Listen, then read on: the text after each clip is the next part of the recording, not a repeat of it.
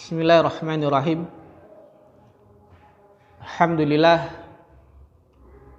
nahmaduhu wa nasta'inuhu wa nastaghfiruh wa natubu ilaih wa na'udzu billahi min syururi anfusina wa min sayyiati a'malina.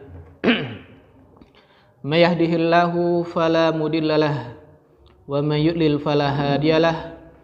Asyhadu an la ilaha illallah wahdahu la syarikalah wa asyhadu anna Muhammadan abduhu wa rasuluhu sallallahu alaihi wa ala alihi wa sahbihi wa man tabi'ahum bi ihsanin ila yaumiddin wa salama tasliman mazida ma ba'du. Ikhwani fillah rahimani wa rahimakumullah. Alhamdulillah, kita bersyukur kepada Allah Subhanahu wa taala atas semua nikmat yang telah Allah berikan kepada kita semua, baik itu berupa nikmat kesehatan, nikmat keimanan, sehingga kita masih bisa melanjutkan kembali majelis kita, yaitu majelis ketiga dari program Barnamij Ta'sil Ilmi Asy-Syar'i. Alhamdulillah, salawat dan salam kita sampaikan kepada Nabi kita Nabi Muhammad sallallahu alaihi wasallam, kepada seluruh keluarga beliau, sahabat-sahabat beliau, dan juga kepada seluruh pengikut Rasulullah sallallahu alaihi wasallam. Dan juga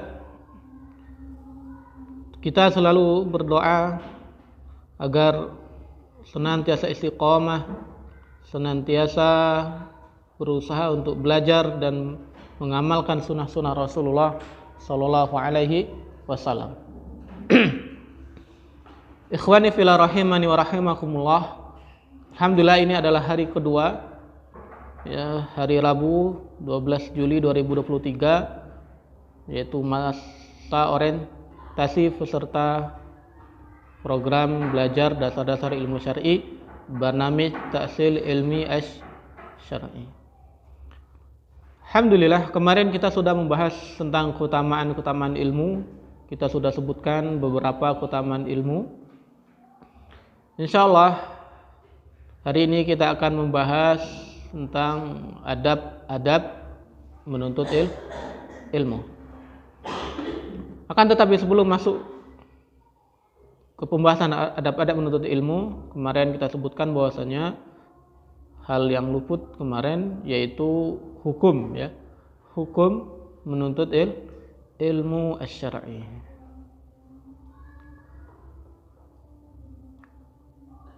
Para ulama membagi dua hukum menuntut ilmu syar'i.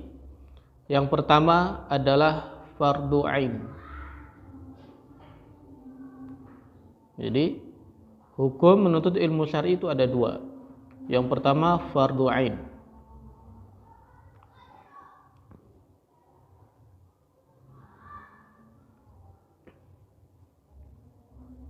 Artinya setiap muslim mukallaf dia wajib untuk menuntut ilmu syar'i.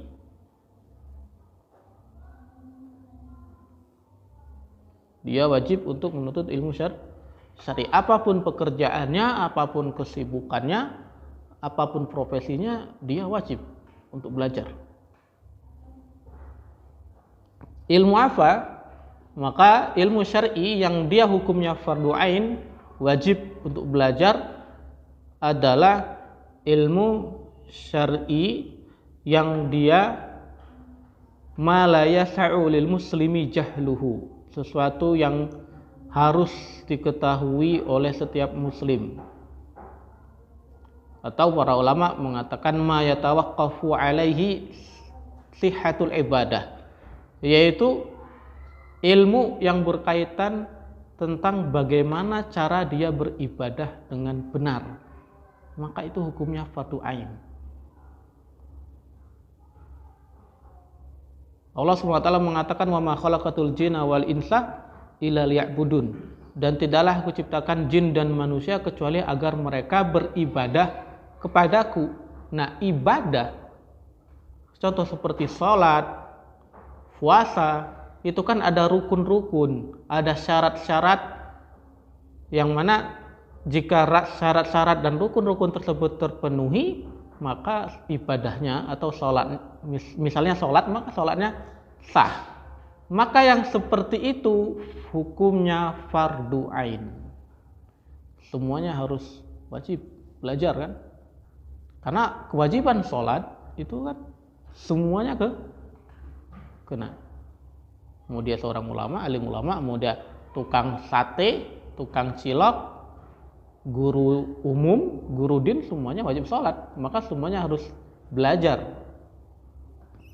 Atau para ulama mengatakan juga ilmu yang dia hukumnya fardu ain adalah ilmun fima la yajuzu an-niyabatu fihi, yaitu ilmu yang berkaitan dengan ibadah-ibadah yang tidak bisa diwakilkan.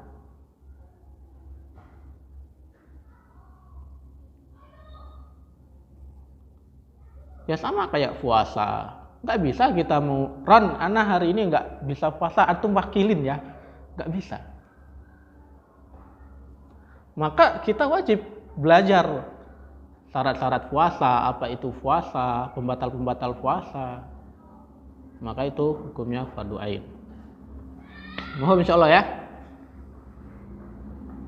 Terus hukum yang kedua fardu kifayah. Hukum yang kedua fardu kifayah. Maksudnya adalah jika di suatu negeri atau di suatu perkampungan, suatu desa itu ada alim ulamanya atau ada salah satu santri yang dia belajar ilmu yang hukumnya fardu kifayah, maka yang lainnya sudah terbebas, maksudnya sudah tidak terbebani lagi untuk mempelajari ilmu tersebut. Jadi kalau misalnya ada satu orang yang mempelajari ilmu tersebut, maka yang lain bebas.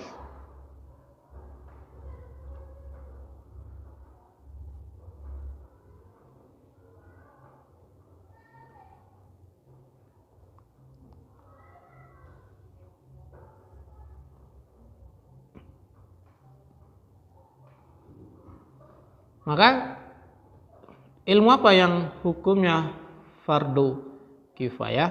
Ilmu yang hukum mempelajarinya fardu kifayah adalah ilmu yang di atas had yang tadi kalau yang tadi kita katakan bahwasanya ilmu yang fardu ain adalah ilmu mala yasa'u lil muslimi jahluhu. Ilmu yang setiap muslim itu nggak boleh bodoh tentang ilmu tersebut, dia nggak boleh nggak tahu.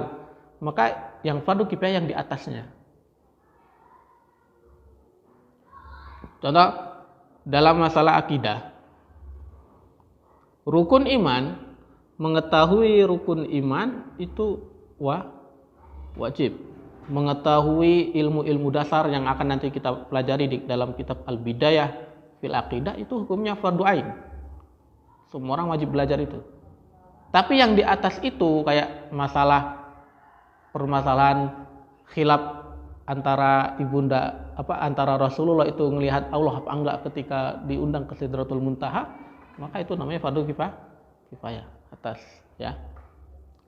Atau juga ilmu yang fardu kifayah juga adalah ilmu yang berkaitan dengan amalan yang di sana yajuzu fihi niyabah, yang boleh diwakilkan. Contoh, memandikan jenazah. Enggak semua orang wajib belajar mandi jenazah. Karena dia hukumnya fardu kifayah. Kalau sudah ada yang bisa, maka cukup. Tapi memang sebaiknya kita juga belajar.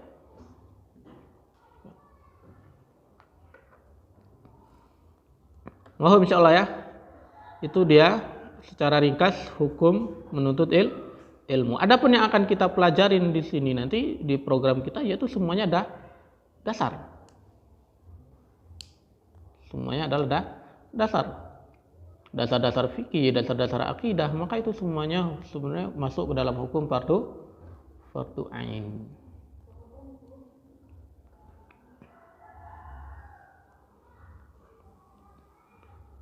Mohon insyaallah.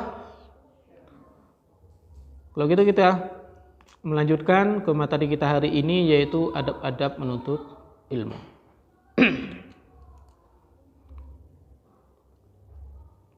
Kemarin kita sudah jelaskan bahwasanya menuntut ilmu syar'i itu banyak sekali fadilahnya, banyak sekali keutamaannya ya. Dari dia adalah jalan menuju masuk surga, menuntut ilmu adalah sumber kebaikan di dunia dan di akhirat. Menuntut ilmu syar'i bisa mengangkat derajat seseorang baik di dunia ataupun di akhirat. Tapi ingat ya, ada suatu kaidah yang mengatakan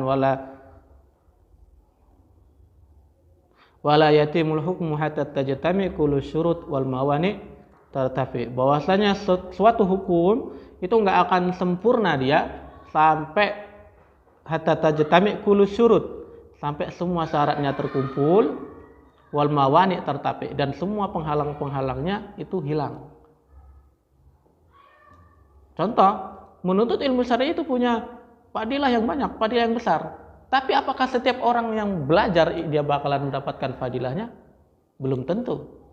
Karena ada syarat-syaratnya, ada penghalang-penghalangnya juga.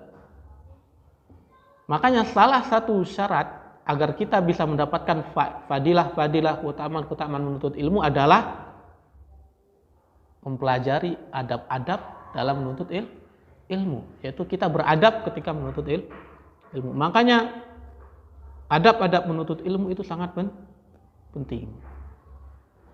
Banyak kita mendapati orang yang cerdas, Masya Allah, Allah berikan dia kecerdasan sejak lahir, mudah menghafal, pemahamannya bagus.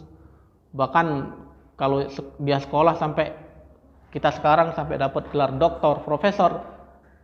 Tapi kok setelah beberapa tahun dia pemikirannya menyimpang. Ada yang salah. Ya mungkin ada yang salah. Maksudnya ada syarat atau syaratnya yang kurang sempurna, atau adanya penghalang yang belum hilang.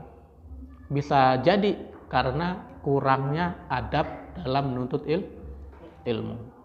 Insya Allah adab-adab menuntut ilmu ini juga nanti akan kita pelajari ya, juga masuk ke dalam kurikulum kita. Karena kita juga akan belajar yang namanya adab dan akhlak. Karena ini nggak bisa dipisahkan. Seorang penuntut ilmu nggak bisa dipisahkan dari adab dan akhlak dalam menuntut ilmu.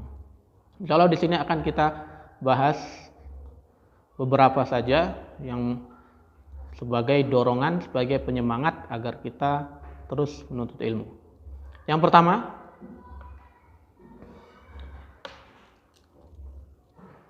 adab yang pertama ketika kita menuntut ilmu adalah ikhlas. Ya. Ikhlas. Sering kita bahas, kemarin waktu pembinaan juga kita bahas masalah ikhlas. Yaitu ikhlas dalam menuntut ilmu. Ikhlas di dalam menuntut ilmu. Insya Allah semuanya sudah mafhum, sudah sering kita jelaskan apa itu mana ikhlas ya. Mana ikhlas itu adalah at-tasfiyah ya, pembersihan, yaitu kita membersihkan amalan-amalan kita dari segala kotoran, segala penyakit yang mempengaruhi amalan tersebut. Jadi maksudnya ikhlas yaitu ketika kita beramal semuanya ikhlas, murni, tujuannya hanya untuk mendekatkan diri kepada Allah Subhanahu wa taala. Itulah yang dimaksud dengan ikhlas. Kita juga sering bahas bahwasanya ikhlas adalah syarat diterimanya ibadah. Ya kan? Syarat diterimanya ibadah kan ada dua. Yang pertama, ikhlas untuk Allah Subhanahu wa taala ketika kita beribadah hanya untuk Allah Subhanahu wa taala. Yang kedua, ittiba. Nah, ilmu itu adalah bagian dari ibadah. Bahkan ilmu itu adalah asasnya ibadah. Ya. Pondasi awal ibadah itu adalah dibangun di atas ilmu. Makanya dalam surat Muhammad ayat 19 Allah berfirman, "Fa'lam annahu la ilaha illallah wastaghfir li dzambik." Allah mengatakan fa'lam, diawali dengan kata i'lam yang artinya ta'allam, belajarlah, pelajarilah. annahu la ilaha illallah wastaghfir li dzambik, dan setelah itu barulah engkau meminta ampunan untuk dosa-dosamu. Makanya Al-Imam Al-Bukhari dalam kitab beliau, dalam Sahih Bukhari menulis babun al-ilmu qabla al-qauli wal amal. Bab berilmu dulu sebelum berbicara dan beramal. Nah, karena ilmu itu adalah asasnya ibadah, pondasi awal ibadah, maka menuntut ilmu itu ibadah. Nah, karena menuntut ilmu itu adalah ibadah, berarti kita harus ikhlas. Karena syarat diterimanya ibadah itu ikhlas. Qul inni umirtu an a'budallaha mukhlishan lahud din. Dalam surat Az-Zumar ayat 11. Katakanlah, sesungguhnya aku diperintahkan agar aku beribadah kepada Allah mukhlisha, dalam keadaan mukhlis, keadaan ikhlas, mengikhlaskan seluruh ibadah itu hanya untuk Allah Subhanahu wa taala. Dalam surat Al-Bayyinah ya, Al-Bayyinah yang sering kita dengar, wa ma umiru illa liya'budullaha mukhlishin lahuddin. Tidaklah mereka ahlul kitab itu diperintahkan kecuali agar mereka illa liya'budullah, agar mereka menyembah Allah mukhlishina lahuddin, dan mereka mengikhlaskan ibadah tersebut hanya untuk Allah Subhanahu wa taala. Dalam surat Al-Kahfi juga, Qul in Al-Kahfi ayat 110 ayat terakhir ya. Qul innama ana basyarum mislukum yuha ilayya annama ilahukum ilahu wahid. Katakanlah, sesungguhnya aku adalah manusia biasa seperti kalian, tapi aku diberi wahyu. Apa wahyunya? Yaitu agar aku mengatakan bahwasanya Tuhan kalian itu hanyalah satu. Faman kana yarju liqa'a rabbih falyamal amalan sholiha.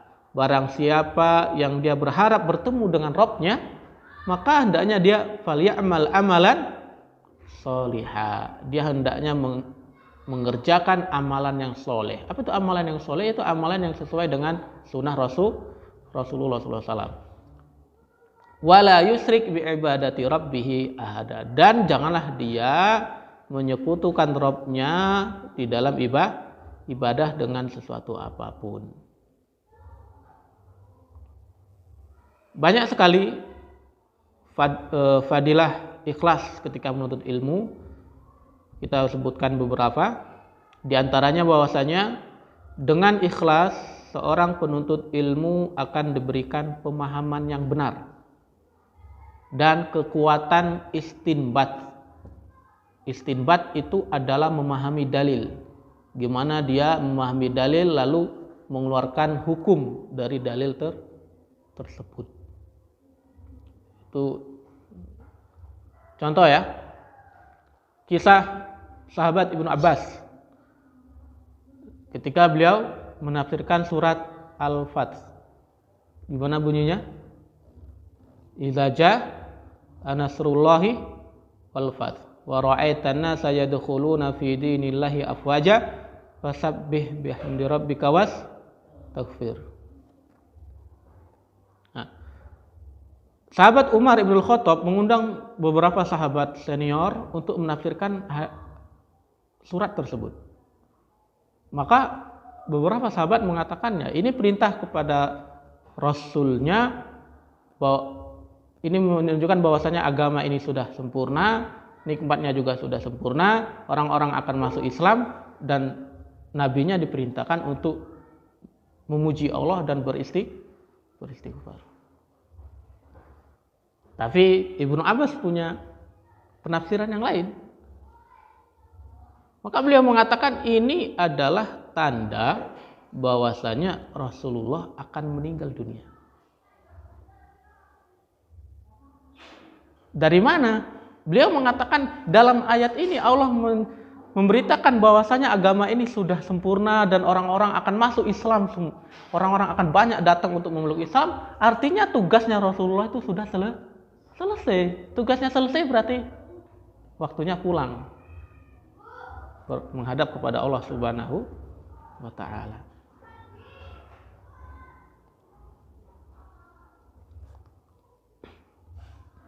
Oh, insyaallah ya.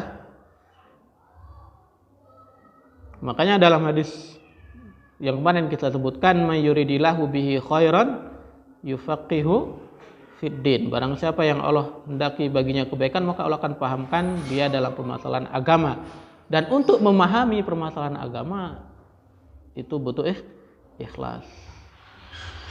Makanya di zamannya Ali, kisah pembunuhan Utsman, itu yang bunuh Utsman itu siapa? Orang-orang Khawarij, orang-orang yang qura'ul Quran. Mereka semuanya adalah orang-orang yang pandai membaca Al-Quran. Bukan orang sembarangan mereka. Tapi mereka bunuh Utsman. Ya. Lalu ketika perang antara Ali dengan Muawiyah, ya kan, kemudian berdamai, mereka mengatakan bahwasanya Ali tidak berhukum dengan Al-Quran. Akhirnya sama Ali orang-orang itu dipanggil, dikumpulin di masjid kalau nggak salah, pintunya ditutup, yang ada di sana cuma mereka sama Ali. Akhirnya Ali memerintahkan beberapa sahabat untuk Al-Quran yang waktu itu ada dalam mushaf dan yang masih di dalam batu-batu dan lain itu dikumpulin, ditaruh di depannya Ali. Maka Ali mengatakan, sekarang kalian mengatakan aku tidak berhukum dengan Al-Quran dan yang boleh dijadikan hakim itu hanyalah Al-Quran. Maka Ali mengatakan, ya Quran uhkum lana. Di depan tumpukan mushaf itu, tumpukan Quran itu, Ali mengatakan, wahai Quran, berikan hukum untuk kami. Maka orang-orang Khawarij itu mengatakan, kok antum kayak gitu? Terus akhirnya kata Ali mengatakan, ya memang yang jadi hakim itu adalah Al-Quran, tapi yang mengambil hukumnya siapa? Yang mengeluarkan hukum dari Al-Quran itu, ya kita, manusia, para ulama.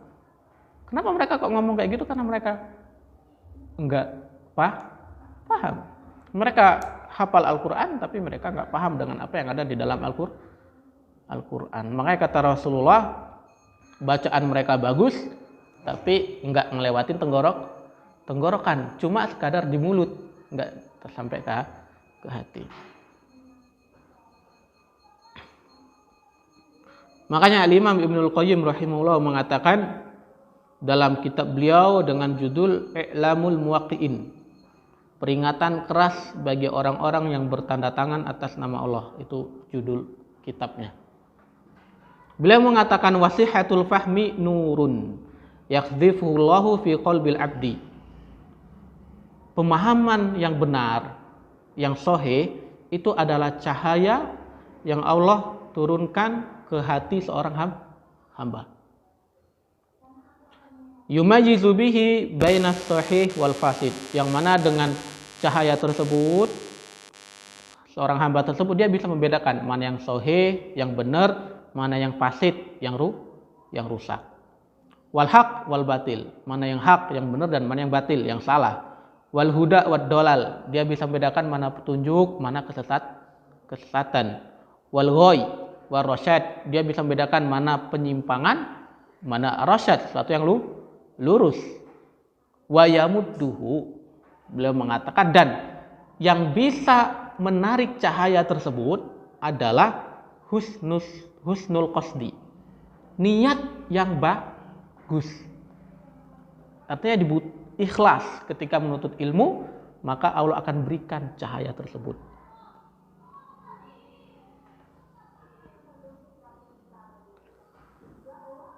Kemudian ikhlas juga salah satu fadilahnya adalah akan menjadikan seorang penuntut ilmu itu dia tunduk kepada kebenaran. Jadi dia belajar itu karena pengen nyari kebenaran, bukan nyari pembenaran. Beda. Antara orang nyari kebenaran sama orang nyari pembenaran. Ada suatu kisah, saya lupa nama ulamanya, 2 orang ulama. Mereka berdebat dalam masalah fikih. Setelah mengutarakan dalilnya masing-masing, akhirnya si ulama A itu mengambil pendapatnya ulama B mengambil pendapatnya ulama A. Kok bisa berubah? Karena mereka nyari kebenaran, bukan nyari pembenaran. Dan juga dengan ikhlas seorang penuntut ilmu itu akan lebih lapang dadanya untuk menerima kritikan dan pembenaran dari kesalahan. Karena dia nuntut ilmu itu kan ikhlas karena Allah, karena beribadah, karena pengen nyari kebenaran. Mau dikritik, mau apapun dia nggak masalah.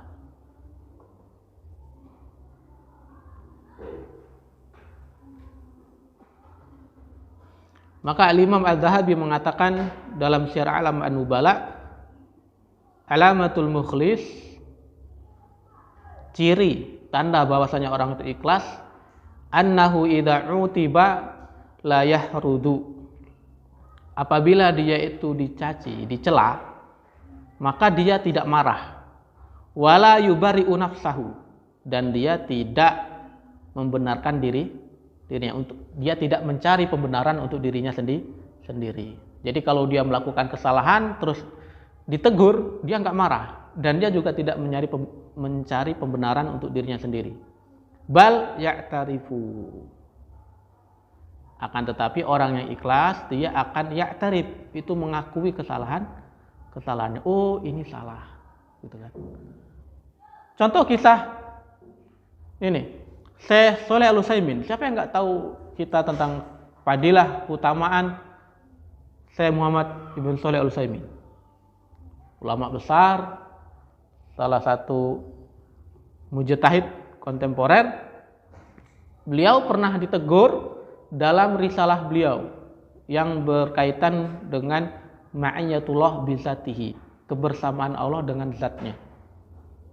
Kebersamaan Allah ma'al makhluki, Allah bersama makhluknya bizatihi, dengan zatnya. Dalam sebuah risalah. Risalah itu dikritik sama salah satu ulama juga. Bahkan ulama itu nulis kritikan tersebut, lalu kritikannya disebar. Tulisan risalah yang mengkritik perkataannya Syekh Utsaimin tersebut. Dan akhirnya kritikan itu juga nyampe kepada Syekh Muhammad Ibn Shalih Al-Utsaimin. Apa yang beliau lakukan? Akhirnya beliau nulis ulang risalah beliau. Terus beliau juga mengakui kesalahan beliau. Beliau tulis risalah yang mengakui kekeliruan beliau tersebut. Kemudian beliau kirimkan risalah tersebut ke orang yang kritik beliau, dan minta supaya risalah beliau ini nanti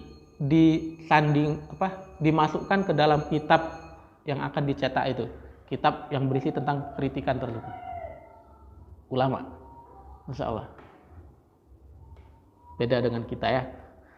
Kita kalau disalahin orang nyarinya pembenaran.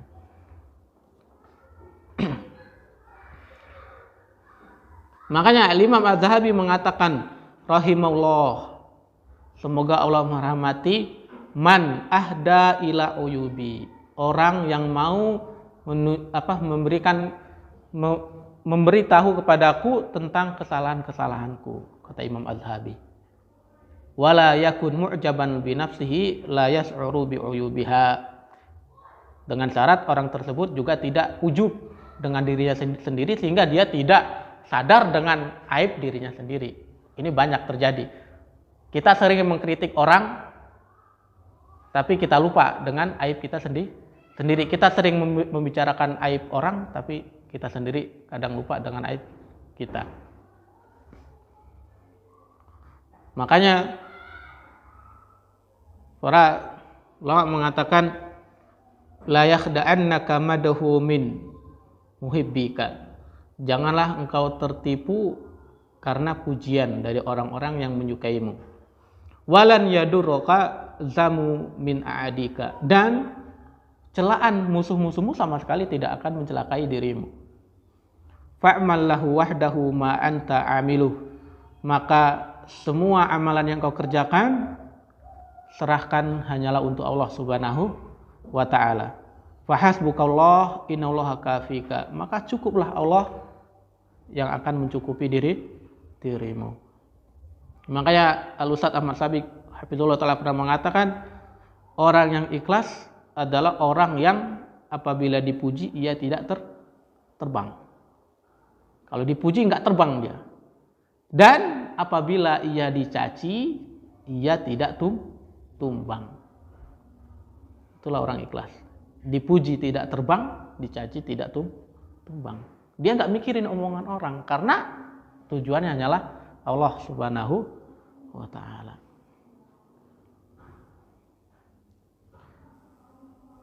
Itu ya, ikhlas, pentingnya ikhlas di dalam menuntut ilmu dan juga keutamaan ikhlas dalam menuntut ilmu. Lalu gimana sih kriteria orang ikhlas dalam menuntut ilmu? Orang itu dikatakan ikhlas dalam menuntut ilmu itu gimana? Maka Al-Imam Ibnu Jama'ah mengatakan husnun niyati fi talabil ilmi bi ayaqsida bihi wajhallahi ta'ala. Orang dikatakan ikhlas dalam menuntut ilmu yaitu ketika dia menuntut ilmu itu hanyalah mengharapkan wajah Allah Subhanahu wa taala. Itu yang pertama. Lalu yang kedua beliau mengatakan wal amala bihi, dan juga dia menuntut ilmu itu untuk diamalkan.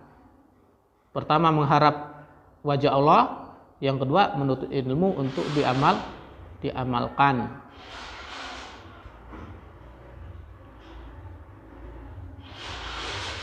Yang ketiga beliau menyebutkan juga adalah menuntut ilmu wa ihya asy-syariah. Dia menuntut ilmu agar bisa menegakkan syariat, menghidupkan syariat Islam.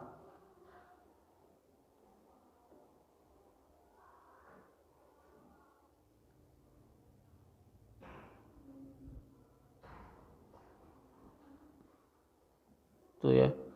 Jadi menuntut ilmu tujuannya agar syariat Islam itu bisa hidup. Lalu beliau menyebutkan juga wa tanwira qalbihi wa tahliyata batinihi.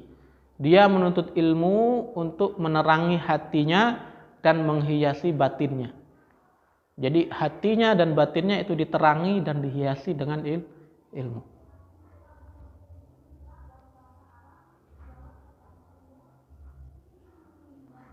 Beliau melanjutkan wal qurba minallahi ta'ala yaumal qiyamah. Dia menuntut ilmu agar dia bisa dekat kepada Allah nanti pada hari kiamat.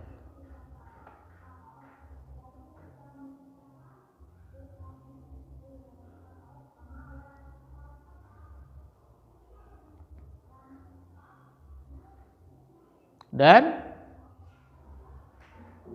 wa ta'arruda lima adda li ahlihi min ridwanihi wa azimi fadli, dan dia menuntut ilmu dengan harapan agar bisa mendapatkan keutamaan, ridho dan nikmat-nikmat yang nanti Allah siapkan untuk orang-orang yang dekat kepada Allah Subhanahu wa taala. Maka termasuk ikhlas dalam menuntut ilmu juga adalah ketika kita menuntut ilmu dengan harapan bisa masuk surga. Disebutkan dalam kitab Tazkiratus Sami wal Mutakallim, ya, sebuah kitab khusus yang membahas tentang adab penuntut ilmu. Dulu waktu kami awal mondok, pertama kali datang kitab yang dibahas tuh kitab itu. Para ulama juga menyebutkan juga seseorang dikatakan ikhlas juga dalam menuntut ilmu jika dia menuntut ilmu untuk 4 hal. Yang pertama, dia menuntut ilmu untuk menghilangkan kebodohan dari diri sendiri. Pokoknya yang pertama kali yang menjadikannya semangat dalam menuntut ilmu adalah karena dia merasa bodoh. Saya ini orang bodoh, nggak tahu apa-apa, saya datang ke sini untuk menuntut ilmu supaya saya nggak jadi orang bodoh. Ya kan, Allah mengatakan innahu kana zaluman jahula. Sesungguhnya manusia itu zalum, sangat zalim dan juga sangat bodoh. Yang kedua, menuntut ilmu untuk menghilangkan kebodohan dari orang lain. Ya, setelah dirinya tahu ilmunya, tentu dia nggak pengen masuk surga sendirian, gitu kan ya. Kita di sini pasti pengennya masuk surga itu bareng istri, bareng anak-anak, bareng keluarga. Maka dia sebarkan ilmu tersebut. Dia pengen orang-orang yang ada di sekitar dirinya, terutama orang-orang terdekat dirinya itu juga bisa mendapatkan ilmu tersebut. Yang ketiga, menuntut ilmu untuk menegakkan agama Allah. Dia menuntut ilmu dengan tujuan agar dia bisa berdakwah, agar dia bisa menegakkan agama Allah di muka bumi. Itu juga orang termasuk kriteria orang yang ikhlas di dalam menuntut ilmu.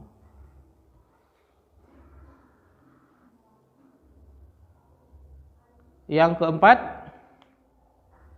menuntut ilmu dengan maksud menjaga ilmu tersebut agar tidak hilang.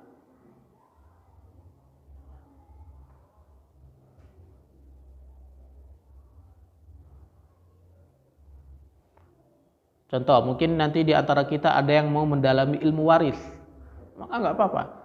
Meskipun ilmu waris itu nggak mungkin bakalan diajarkan ke anak SD, nggak mungkin.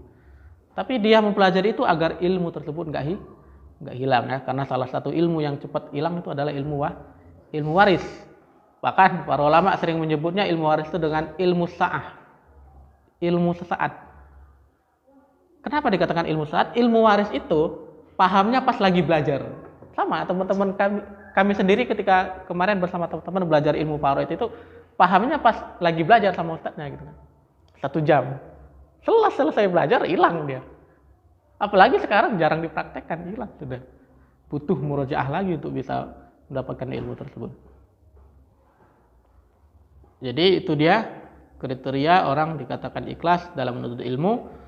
Menuntut ilmu untuk menghilangkan kebodohan dari diri sendiri, menuntut ilmu untuk menghilangkan kebodohan dari orang lain, menuntut ilmu untuk menegakkan agama Allah, dan menuntut ilmu dengan maksud menjaga ilmu tersebut agar tidak hilang. Disebutkan dalam kitab Ta'zimul Ilmi, yang insya Allah nanti akan kita pelajarin ya. Tapi yang kita pelajarin itu ringkasannya, Khulasah Ta'zimul Ilmi. Insya Allah nanti kita akan ketemu lagi dengan permasalahan ini. Yang ketiga, materinya masih banyak, waktunya sudah mau habis, insyaallah. Sabar. Yang kedua ya. Adab menuntut ilmu yang kedua adalah sabar. Sabar. Al-Imam Abu Yusuf Al-Qadi beliau pernah mengatakan al-ilmu syai'un la yu'tika ba'dahu hatta tu'tiyahu kullaka. Ilmu itu adalah sesuatu yang dia tidak akan memberikan sebagian saja dari dirinya kecuali kalau engkau sudah memberikan untuknya seluruh dirimu. Jadi kita itu nggak akan mendapatkan bagian dari ilmu, maksud Imam Abu Yusuf, sampai kita itu mengorbankan seluruh diri kita untuk ilmu. Itu pun yang dikasih cuma sebagian, belum seluruhnya.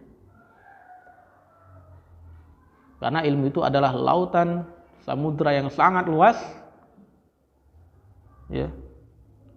Adapun yang kita miliki sekarang itu baru setetes saja, mungkin belum ada. Makanya Imam Yahya ibn Abi Katsir yang diriwayatkan dalam kitab Sahih Muslim nomor 1333, beliau mengatakan la yustata'ul ilmu bi rahatil jismi. Ilmu itu enggak bisa didapatkan dengan badan yang leye-leye, badan yang santai, enggak bisa.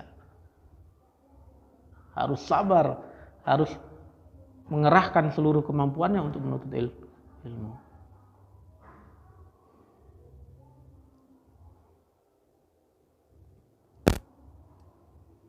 Dan sabar dalam menuntut ilmu itu bisa dibiasakan, ya.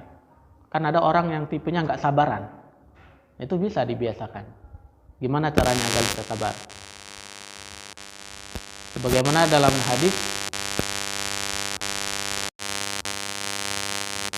Bukhari nomor 1469, bahwasanya Rasulullah SAW pernah mengatakan, wa may yatasabbar yusabbirhullah. Barang siapa yang dia yatasabbar, dia itu berusaha untuk sabar, maka Allah akan menjadikan dia orang yang sabar. bisa diusahakan. Sama kecerdasan juga kan kecerdasan itu kan ada dua, ada yang namanya kecerdasan dari lahir, ada orang yang kecerdasannya karena muktasab, dia berusaha untuk jadi cerdas. Sama, sabar juga ada orang dari lahir udah sabar orangnya. Tapi ada juga sabar muktasab, dia mencoba untuk sabar.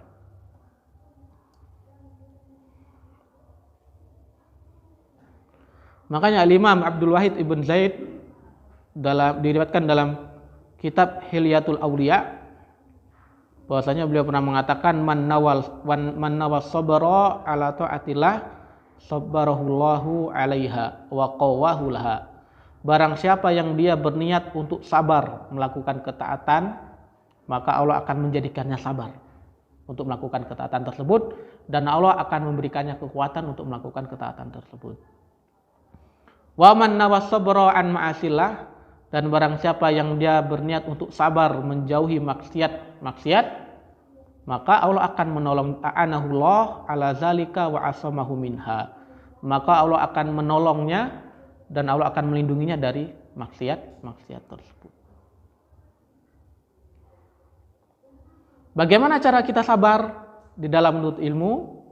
Yang pertama, sabar ketika menghadiri majelis ilmu. Hadir di majelis ilmu itu sesuatu yang berat. Kita di sini berapa banyak orang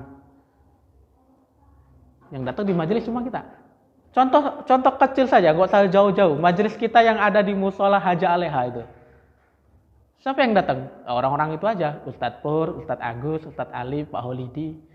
Dari tahun-tahun kemarin. Dikit. Harus sabar. Bahkan meskipun seandainya mungkin majelis ilmu itu dilakukan di waktu-waktu yang nggak biasa bagi kita, kayak mungkin habis subuh. Kebanyakan orang kita kan habis subuh tidur lagi. Ini subuh malah disuruh belajar. Atau habis isya, yang biasanya habis isya tuh pengennya leye-leye, pengen santai gitu kan, malah disuruh belajar.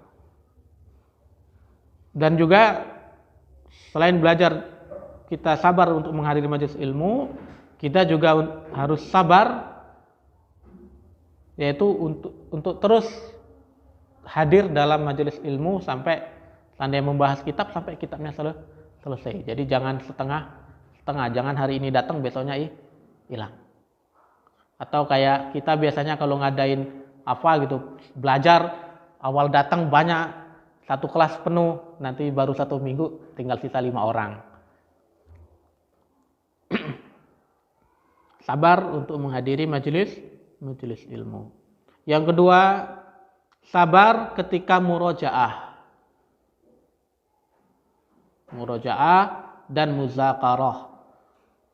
Sabar ketika murojaah dan muzakarah. Muzakarah itu maknanya sama seperti murojaah, yaitu mengulang ilmu.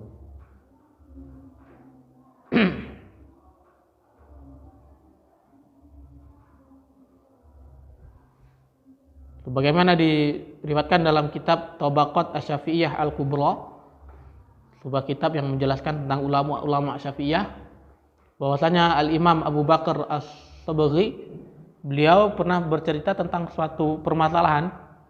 Beliau mengulangi permasalahan tersebut, pembahasan permasalahan tersebut sampai beliau mengatakan qarartuha ala nafsi al-famarah.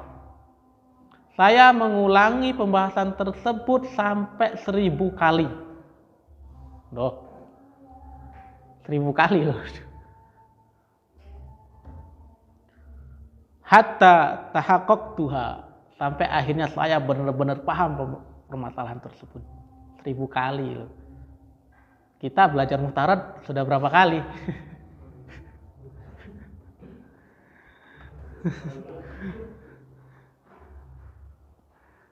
Insyaallah. Terus juga termasuk sabar dalam menuntut ilmu juga adalah sabar menahan lapar dan dahaga ketika menuntut ilmu. Karena kayaknya lapar ketika menuntut ilmu tuh sudah kayak syarat sahnya menuntut ilmu. Bahkan Syekhuna Ustadz Aun Rafiq itu beliau salah satu musuh terbesar beliau itu adalah kenyang. Oh. Makanya kalau beliau kajian subuh, kalau lihat santri yang tidur, makanya kalian itu jangan makan terlalu banyak katanya. Antum makan banyak, minumnya banyak, napasnya susah, pengennya tidur. Musuh terbesarnya Ustadz Aun itu setiap beliau di kelas yang dibahas itu jangan makan kenyang, terlalu kenyang. Coba kita lihat kisah seorang sahabat perawi hadis terbanyak, siapa? Sahabat Abu Hurairah. Beliau mengatakan, laqad ra'aituni wa inni la akhiru fi ma baina minbari Rasulillah sallallahu alaihi wasallam ila hujrati Aisyata maghsiyan alayya. Aku pernah mendapati diriku itu akhir, terbaring lemas di antara mimbarnya Rasulullah dan rumahnya Ibunda Aisyah. Terbaring lemas. Maghsiyan alayya, bahkan sampai mau pingsan. Maka beliau mengatakan fayaji'ul ja'i. Tiba-tiba ada orang datang. Lalu orang datang tersebut fayada'u rijlahu ala unuqi. Orang datang tersebut meletakkan kakinya di atas leherku, nginjek lehernya Abu Hurairah itu. Kenapa? Wa yara'ani majnun. Karena dia mengira saya itu gila. Maka beliau mengatakan wama bi min junun. Sesungguhnya saya itu waktu itu saya enggak gila, kata beliau. Mabi ilal ju'. Tapi waktu itu saya itu benar-benar lapar. Saking laparnya tuh sampai terkulai lemas. Enggak bisa ngapa-ngapain. Sampai mau pingsan malah. Tapi beliau adalah perawi hadis terbanyak. Padahal beliau termasuk sahabat yang masuk Islamnya terakhiran, tapi dia sahabat yang meriwayatkan hadis paling banyak. Yaitu sabar, lapar, jelas. Nah, kita kemarin gitu kan, lapar gitu. Nunggu dari jam 1 sampai jam 2 belum makan siang, insyaallah. Semoga Allah memberkahi kita semua. Termasuk sabar ketika menuntut ilmu juga adalah sabar ketika harus begadang demi ilmu. Nah, ini. Begadang itu juga kayak syarat sah orang menuntut ilmu. Dulu waktu kami awal-awal mondok, ya beberapa orang tua itu sering ngingetin agar jangan terlalu sering begadang. Tapi nggak bisa, belajar itu tanpa begadang itu nggak bisa, meskipun sudah di pondok sekalipun. Karena kita dapati orang-orang yang dia ilmunya bagus, orang-orang yang kelihatan berkah ilmunya, mereka yang sering begadang. Bahkan ada kakak kelas itu, waktu itu dia ngajarin kami baca kitab. Kami belajar sama beliau baca kitab itu dari jam 10 sampai jam 12 malam. Nah, selesai ngajarin kami dia nggak tidur. Dia belajar untuk dirinya sendiri sampai azan pertama. Azan pertama subuh. Di Jawa itu kan azannya 2 kali, azan pertama. Lalu beliau tidur, bangunnya ketika azan kedua. Tuh. Habis ngajarin kita sampai jam 12 malam, beliau belajar lagi untuk dirinya sendiri. Nggak bisa, nggak begadang itu. Makanya sebagian ulama mengatakan mata tabeluhu minal ilmi mablahun yurdi. Nggak akan pernah kalian itu bisa mencapai pencapaian yurdi yang meridoi, yang pencapaian yang tinggi dalam menuntut ilmu. Wa anta tuksiru nauma ala dars. Sementara kamu lebih mementingkan tidur daripada belajar. Wal akla alal qiraah, dan mementingkan makan daripada baca. Coba kita lihat Al-Imam Ali ibn Hasan ibn Syaqiq, beliau mengatakan kuntu ma'a Ibnul Mubarak lailatan baridatan. Aku bangun di suatu malam bersama Ibnu Mubarak di malam yang sangat dingin, liyakhruja minal masjid, untuk keluar dari masjid, fadzakaroni indal bab. Kemudian dia mengajakku untuk murojaah di pintu masjid tersebut. Akhirnya mereka murojaah.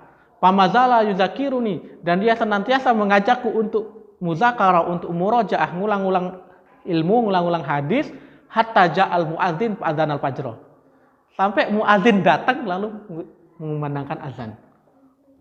Jadi semalaman suntuk mereka muzakarah, ngurang-ngulangin ilmu, ngurang-ngulangin hadis sampai muadzin datang. Kita ya baru jam 9 ya kan. Selesai jam 9. Coba lihat kisah juga Al-Imam An-Nawawi ketika beliau menceritakan tentang dirinya sendiri. Di awal-awal beliau menuntut ilmu, beliau mengatakan baqaitu nahwa sinin lam ada janbi ilal ar.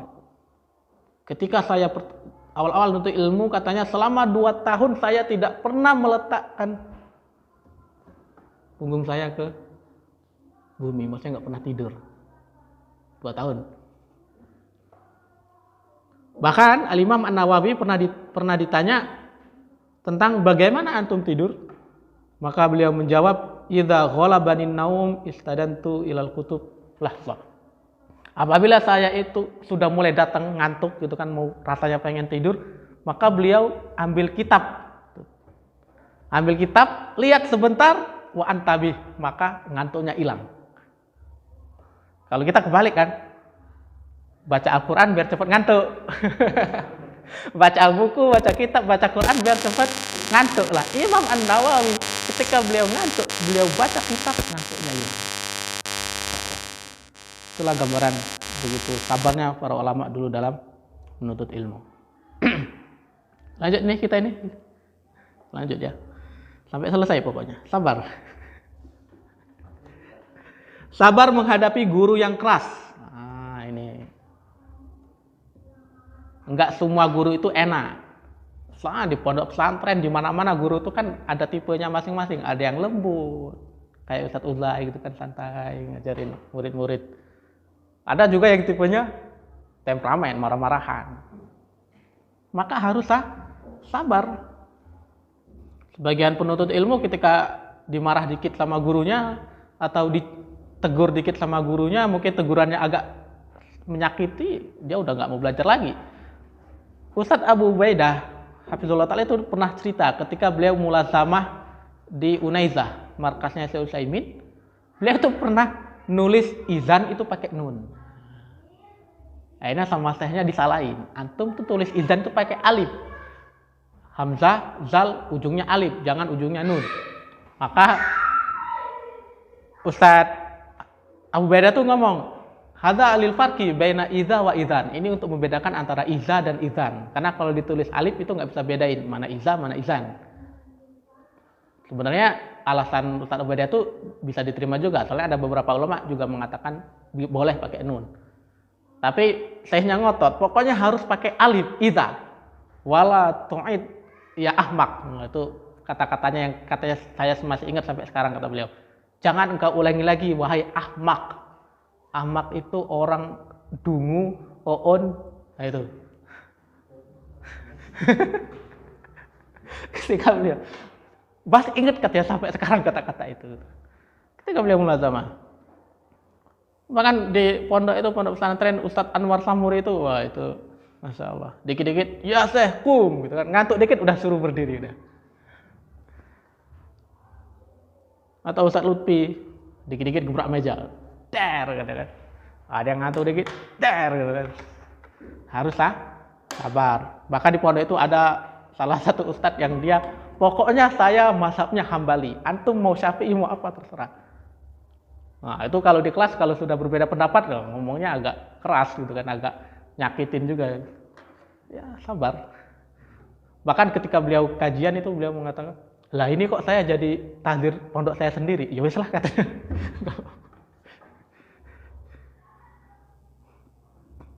Yang termasuk sabar juga menuntut ilmu adalah sabar menghadapi sulitnya hidup karena menuntut ilmu. Ya, kita yang di sini punya banyak kesibukan, profesinya beda-beda, tentu karena pengen menuntut ilmu, karena adanya program ini ya agak sulit gitu kan. Atau mungkin yang biasanya siangnya digunakan untuk nyari nafkah kok malah untuk belajar, maka harus sabar. Al-Imam Ibnul Qasim pernah mengatakan, abdo bimalikin talabul ilmi ila an naqada saqafa baitihi. Menuntut ilmu itu menjadikan Imam Malik itu sampai harus melepas saqafa baitihi, atap rumahnya. Faba'a khasyabahu. Kemudian apa namanya sih? Yang kayu-kayu untuk naruh atap itu. Nah, itu diambilin dijual. Karena pengen belajar menuntut ilmu. Masya Allah. Kemarin juga teman-teman kami di pondok itu banyak mereka yang awalnya seorang pebisnis, bahkan ada yang dari daerah Jabodetabek itu sudah punya bisnis, kemudian dia mondok tinggalkan bisnisnya. Ada juga yang salah satu itu seorang pegawai di perusahaan cat besar di Indonesia, punya jabatan bagus, akhirnya keluar dan akhirnya menuntut ilmu, dan beliau sekarang jualan tahu gitu, kerjanya. Punya anak 5 dan akhirnya selesai. Mohon insya Allah masih belum selesai nih. Semangat menuntut ilmu belum kita bahas. Lanjut apa selesai? Lanjut. Baiklah, kita agak ringkas sedikit. Adab yang ketiga untuk menuntut ilmu sebagai pembukaan ya, al-himmah, yaitu semangat. Ya, itu dia. Ikhlas, sabar, semangat. Apa yang dimaksud dengan al-himmah? Yang dimaksud dengan al-himmah, semangat, yaitu ketika dia itu mengerahkan seluruh kekuatannya yang dia bisa untuk menuntut ilmu. Contohnya kayak kita sekarang. Kita di sini bisanya belajar dari jam 2 sampai menjelang asar. Ya sudah, kerahkan itu, semangat, datang. Jangan tidur.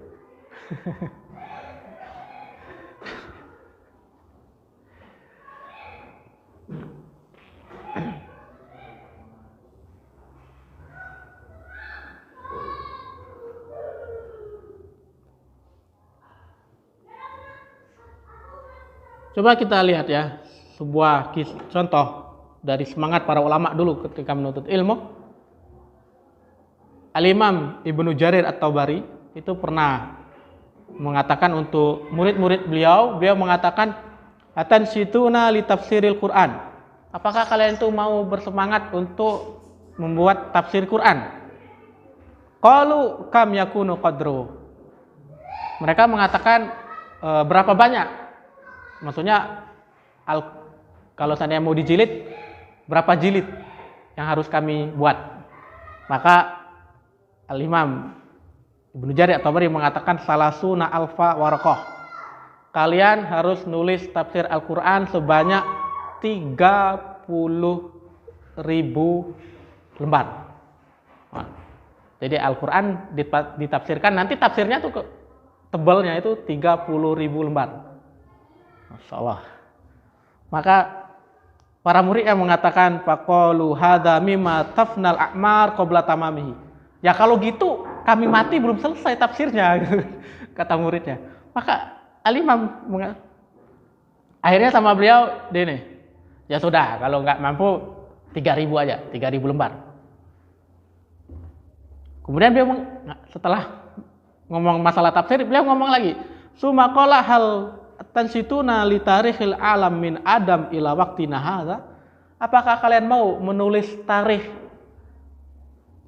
sejarah dari Nabi Adam sampai waktu kita sekarang, maksudnya waktu zamannya Imam Ibnu Jarir At-Tabari?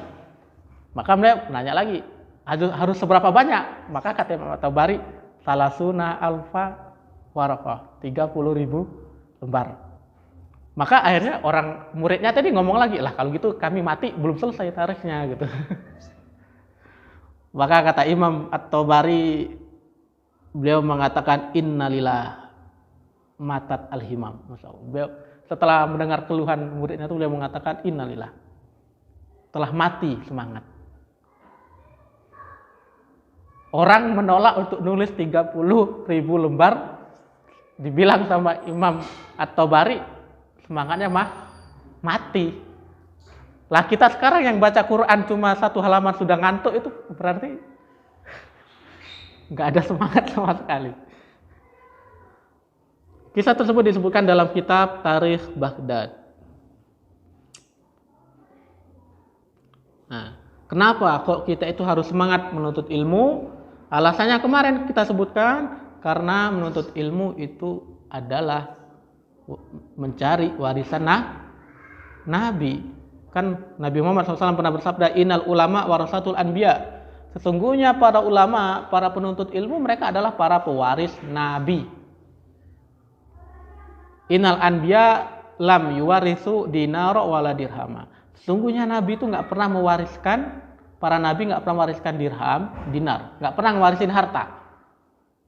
Innama warasul ilma. Sungguhnya para Nabi dan para Rasul itu mereka mewariskan ilmu. Paman akhadhaha bihi akhadha bihadin wafir. Barang siapa yang mengambil warisan tersebut, maka dia telah mengambil dengan bagian yang melimpah. Makanya Imam An-Nawawi mengatakan laisa biaqilin man amkanahu darajata warasatil anbiya summa fawwataha. Sungguh nggak bisa dibilang sebagai orang yang berakal, kata beliau. Kalau ada orang yang mampu untuk mencapai derajat para pewaris Nabi, tapi dia malah melalaikan hal tersebut, dia nggak mau belajar. Contoh, seandainya di Pagar Alam dibuka majelis, dibuka barnamij, dibuka program untuk belajar ilmu syar'i, dan kita mampu, punya waktu, maka belajar. Karena kata Imam An-Nawawi, orang-orang seperti itu yang punya kesempatan untuk belajar ilmu syar'i, untuk bisa mendapatkan warisan Nabi, tapi dia nggak mau, berarti dia laisa biaqil, nggak punya akal. Warisan siapa yang paling berharga? Ya, warisan manusia paling mulia. Manusia paling mulia adalah para nabi dan rasul, maka warisannya pun mulia.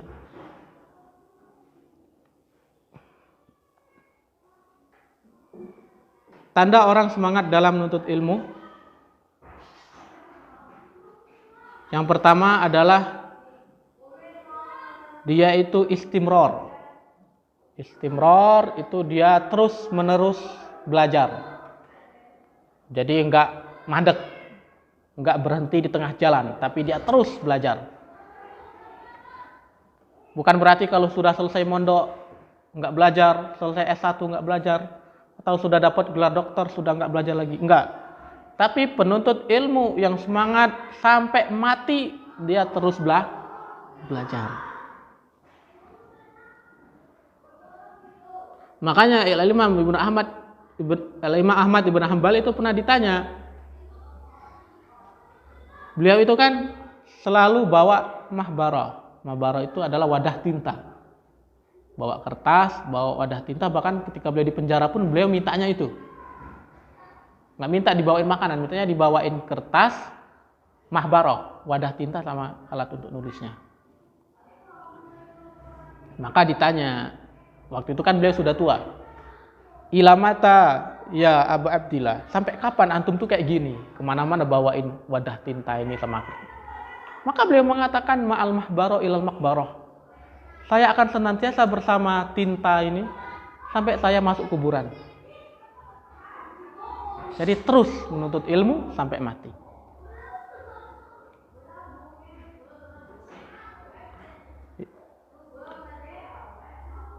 Coba kita lihat kisah Al-Imam Ibnu Jarir At-Tabari yang tadi mengatakan semangat itu sudah mati ya. Ketika beliau dalam keadaan hendak sakratul maut,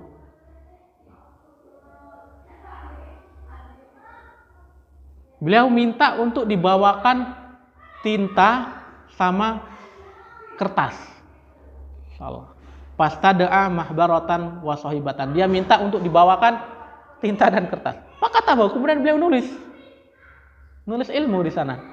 Maka ditanya, faqilalahu afi hadhal, apakah dalam kondisi kayak gini pun antum masih pengen belajar gitu kan? Maka beliau mengatakan, yan bahilil insan ala yad'a ittibasal ilmi hatta yamut. Maka selayaknya bagi manusia itu agar dia tidak meninggalkan belajar, meninggalkan menuntut ilmu sampai dia mati sekalipun. Bahkan Al-Imam As-Sufyan As-Tsauri yang terkenal juga, bahwasanya ketika beliau sedang sakit, dan itu sakit yang nanti menyebabkan beliau meninggal, ada orang-orang datang menjenguk beliau. Kemudian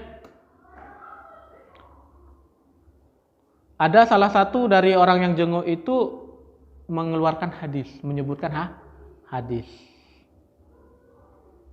Wadoroba yadu ila tahta firashihi fa akhraja alwahan lahu. Akhirnya dia menjulurkan tangannya ke bawah ranjang tempat dia sakit itu, ternyata dia mengeluarkan apa? Dia ngeluarin kertas.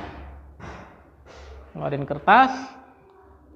Akhirnya dia nulis hadis tersebut yang disebutin sama orang yang jenguk tadi. Maka ditanya, "Loh, dalam kondisi kayak gini pun antum masih mau belajar?" Karena beliau mengatakan innahu hasan. Sesungguhnya belajar ilmu itu adalah sebuah perbuatan yang mulia, perbuatan yang baik. In baqitu faqad sami'tu hasanan. Tanya aku masih hidup maka aku telah mendengar sesuatu yang baik. Wa in muttu faqad katabtu hasanan. Dan seandainya setelah saya nulis hadis ini saya meninggal, maka setidaknya saya telah melakukan kebaikan. Masyaallah. Dan menuntut ilmu di usia yang sudah tua itu bukanlah sebuah halangan ya.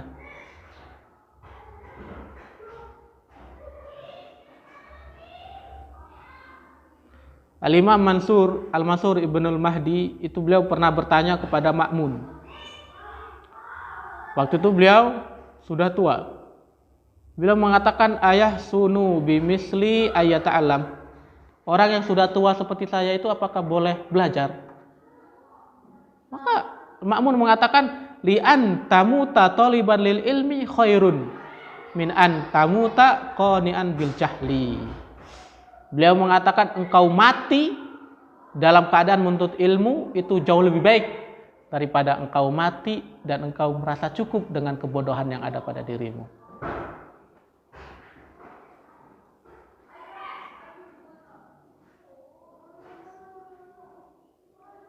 Terus termasuk orang semangat juga dalam menuntut ilmu adalah dia semangat untuk menulis faedah-faedah, mencatat faedah-faedah yang disampaikan oleh guru.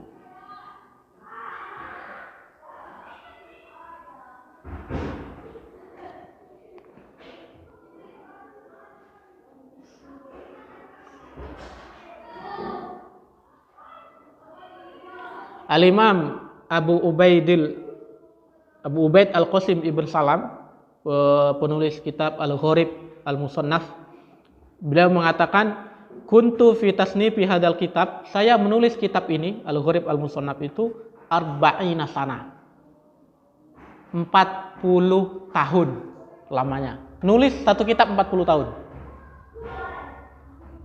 Wa rubbama kuntu astafidu al-faidata min afwahir rijal. Terkadang aku mendengar faedah dari orang-orang, dari mulut orang-orang, fa'adauha fil kitab. Maka saya menulis faedah tersebut pada kitab tersebut.